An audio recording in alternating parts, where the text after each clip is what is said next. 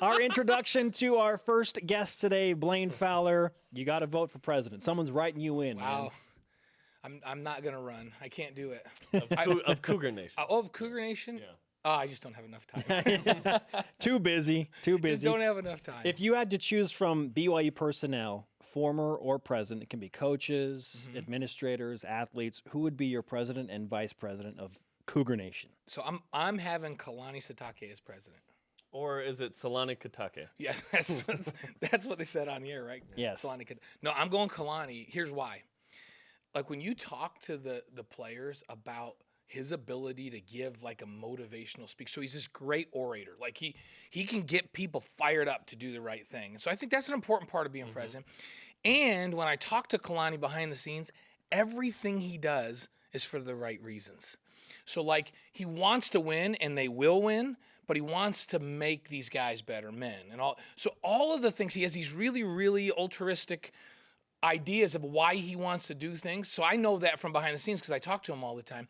People don't see that. And I'm like, man, wouldn't it be nice to have a president of the United States or of Cougar Nation that everything they did was for the greater good. And he has a way of making people around him better, seeing the vision and all that. So president's got to be able to convince people of a vision. He's got to be this great speaker that can get people fired up to chase that vision. And he's got to do things for the right reasons, not for personal gain. He's got to stay humble. So it's just like, man, I can't think of anybody better than Kalani right now that could be president of Cougar Nation. That's solid. And Saturday, we'll see if he does everything for the right reason against Southern Utah, right? How long is the pedal down? How long, when does Tanner Mangum come into the game and whatnot? So what do you want to see from BYU Saturday against FCS opponent Southern Utah? So I want to see him come out and play with an unbelievable amount of passion and put this game away early. I want him to do that. Physically, they're going to be better. Heck, their best two offensive linemen are starting for BYU right now. So they're up front, BYU should dominate in this football game. And if they do, they should be able to run the football. I want them to have balance. So I don't want them just to go, hey, we can run it, so we're going to. This is an opportunity to balance that offense out and start to get some rhythm going in the pass game a little bit and attack. And so I want them on attack mode because I would really like to see Tanner Mangum play a quarter and a half at least. Okay, that was my next question. How much do you want to see Tanner Mangum play? Like if you could choose how much he played, how much would you play him as a coach? I want him to, and this is without any disrespect to Southern Utah because they stayed with Utah pretty good for a while. This is a team, you got to remember, last year put 3 guys in the National Football League. So they have some talent, but overall BYU should be deeper and more physical and be able to get out in front. So I don't want anybody that's watching in from Southern Utah to think this is disrespectful, but BYU should just have more horses to go with in this game. Sure. And I want Mangum to come in the game when he can run the offense. Not in the middle of the fourth quarter when it's so far out in front that it looks bad.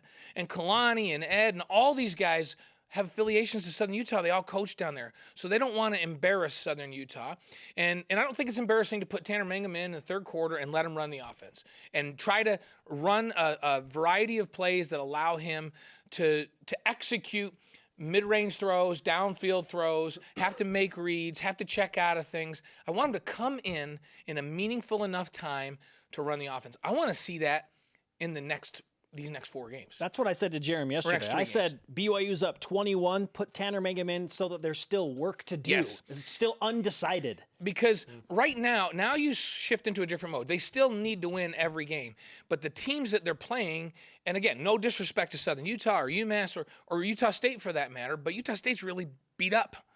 And so here's an opportunity to play against players on the other side who just are not as deep and not as athletic as the teams that BYU's played up to this point.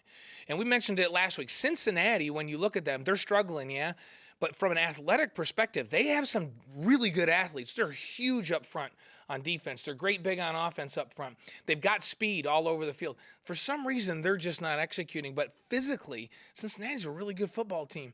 And I know they're not playing as a good football team. Sometimes talent doesn't translate. So from a talent perspective, they're pretty good. And BYU, they had to kind of grind it to get a win there. These next games, whether it's because of injuries to Utah State and just not as deep as they've been, struggles, or playing teams that they're just more talented than, this is the opportunity to really get better over the next few weeks. And Tanner needs to play because he's got to be the guy next year. And this is the time that you got to get him in. Yeah, I'm adamant that Tanner Mangum see meaningful snaps the next several weeks, and I don't know that there's a single meaningful snap per se against Southern Utah and UMass in that opponent will prevent big of a challenge, but the game is in question. You can debate the level of meaningful, right? His first start is next year. It's going to be against LSU, right? Yeah. So how do you get ready he for that? needs some reps under his belt, right? Hey, get some reps the next couple of weeks. Maybe the next 3 games. We'll see. And I have people asking me, well, why hasn't he played earlier in the season? They had to go out against an unbelievable schedule and win. And Kalani and Ty knew that they had wholesale changes on the offensive line to what they planned to play to start the fall. And so they knew there was going to be some growing pains up there. They went with a guy that they felt like could, and everybody goes, oh, well, Taysom's the guy that's gotten hurt. Not hurt from taking hits. The guy's 238 pounds and squats 600. He can take a lot of physical punishment. They knew that there were going to be times that the quarterback would have to run for a first down and get hit. And so they felt like this is the guy that's got to play right now and get us through this. We're going to play lights out defense if we can, try to keep games close. He's physically the one that can take a pounding behind a new offensive line and in a new system. And, everybody's like, well, if Tanner played, well, I don't know, because it would have been a little bit different. I don't know that the offensive line and the rest of the offense was ready to play the kind of offense they want to play next year. Now they're playing against teams where I don't think need to worry about Taysom taking a pounding. And I think Taysom's you're going to see him take a big step forward and look really good now in the next 3 games. The level of competition is dropping off significantly. He can look good. Now you get Tanner in the game. This offensive line has come a long way. They can protect him, and you can start to build for next year. That's why you get him in now. It's tough to gauge what this BYU team has improved upon because of the roller coaster nature of the season and the wins and losses and ups and downs. But when you step back and look at it from a wide angle lens, from that first game against Arizona to the last game against Cincinnati, where do you think BYU has made the most notable improvement? I think the offensive line has come a long way. Since fall camp to now, since summer to now, especially in the run game. And I know they struggled against some teams that are really physical and quick up front. Mississippi State, did you see what they did last week? When I was down on the field before that game and their D-line walked out, I went, oh, baby. They were the most physical, athletic group that BYU played all year, and BYU didn't run it that great against them. People were going, oh, did we take a step backward? No, they played a great defensive front seven. To just beat Texas A&M. Yeah. The number 4 team in the country. So let's take a look at that. And so I think if I take it in its entirety, they're being good with their assignments, how physical they're playing, getting down to the second level and blocking, creating seams. I feel like this offensive line has made great strides. And remember, this is a young group, some of them undersized, and you give them another offseason in the system and get them ready. I really believe that offensive line is going to be ready to go against LSU because of the progress they've made this year. They need another offseason to get bigger and stronger, but I'm really, really pleased with where they've come. And the secondary is an area people are going to go, what? When I watch the film with people that know what the defensive calls are, the plays where people that are coming up to me going, why are the corners so? Knowing the defensive calls, sometimes the defensive backs aren't responsible for underneath throws and curls and hitches and outs. The backers are supposed to be underneath some of those throws. And I think, as I've watched it very objectively, knowing the calls, that the secondary's made a lot of progress. And they've had to play a lot of young guys that are going to be back. I know Kai's gone, but they're going to be really good there next year because they've had to develop depth. The linebackers were progressing nicely, and then the injury to Butch set them back. They were playing people in different positions. They moved Harvey back there. And so I think that they flattened out a little bit. These next 4 games, we need to see them make the same kind of progress because guys are healthy again now. And then the D-line, just injury after injury up there. This team has developed depth in a brand new system that is going to really, really pay off next season. The Poinsettia Bowl is coming up December 21st. There are a couple of different opponents that it seems like it might be. San Diego State, Wyoming, Air Force, maybe even San Diego State or Boise State, a rematch. We'll see. Which Mountain West Conference opponent do you think BYU will play? I know what the Poinsettia Bowl wants. They want a San Diego State-BYU matchup. So I think they will do everything they can in negotiating with the league and the other bowl partners to try to get that matchup. The question is San Diego State just going to be too good for them to be able to get? Will other bowls that pick in front of them go, oh, no. We know that's your hometown team, but that's not happening. Basically Vegas right. is what we're talking about. Right. And San Diego State has a chance to be the Group of 5 team. If Western Michigan loses, so that's the other it thing. could be San Diego State. That's what I'm saying. Depends on what San Diego State does.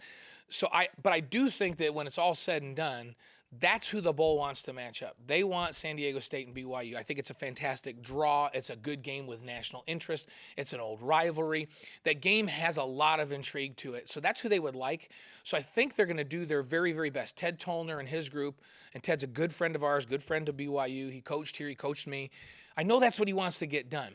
If he can get that done and broker that, then I think we're going to have a really exciting bowl game against a team that is an elite team defensively in the country. San Diego State is really good on defense, and they've got one of the best running backs in the country. Big-time NFL guy, and he's not big. He's not a big guy, but he's the kind of guy that San Diego State has sent into the NFL that has had success in the past. So it would be a fantastic challenge for BYU, a really quality team. That's who I'm rooting for in this bowl game, and that's who I think Well, that's who I know the bowl wants to get. And I think when it's all said and done, they'll be able to negotiate that out and get that. Donnell Pumphrey versus Jamal Williams. Fantastic matchup. That'd be It's awesome. just one of the many storylines that would make that game intriguing. 2012, but good offense. Yeah.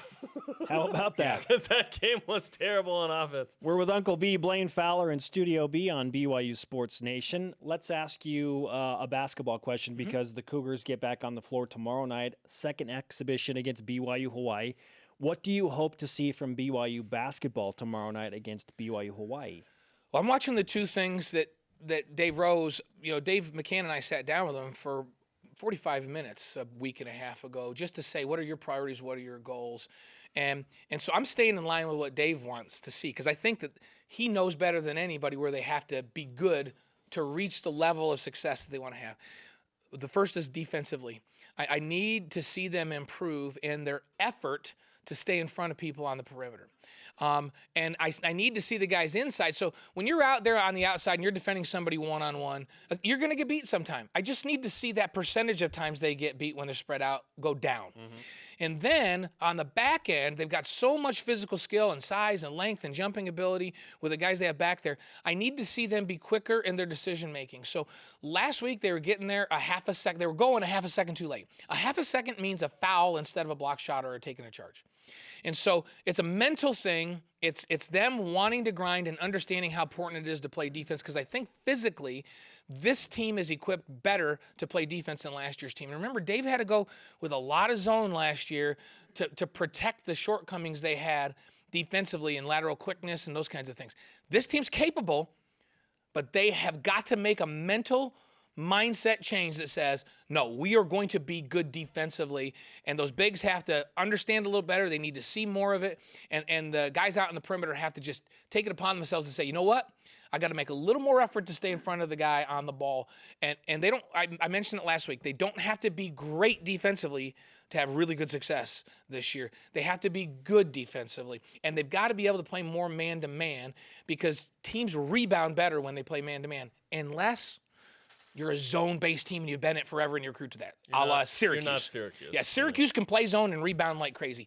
Most teams cannot. That's because they recruit crazy length. Yeah, and so most teams can't do that. And so I know that Dave would prefer to play man, but the guys have to be able to defend when they get spread out. And so that's the main thing I'm really, really looking for. Blaine Fowler has a very busy week on BYUtv, including today's BYU Sports Nation appearance. You can watch him on After Further Review tonight. You can hear him with Dave McCann calling the basketball game tomorrow night against BYU Hawaii. And then Saturday, BYUtv Showcase, football team, 3 Eastern, 1 Mountain Time. So we'll let you get back to work. Good week. I got to go do some more prep. Just Keep make sure going. you vote on our propositions at some point on Twitter, okay? I'll vote on them. What do you think? You think Kalani can get elected president of Cougar Nation? We'll see. I think he's the man. We'll see. Use the hashtag BYUSN. Yeah, if he wins 8 games in the regular season, it'd be hard to say no. If he was running for president, I would have voted for him instead of Hillary or Donald today. Honestly, I would have. With no experience in government at all, I still would have voted for him. First Tongan head coach and president of the U.S. So. Thanks, Blaine. You bet.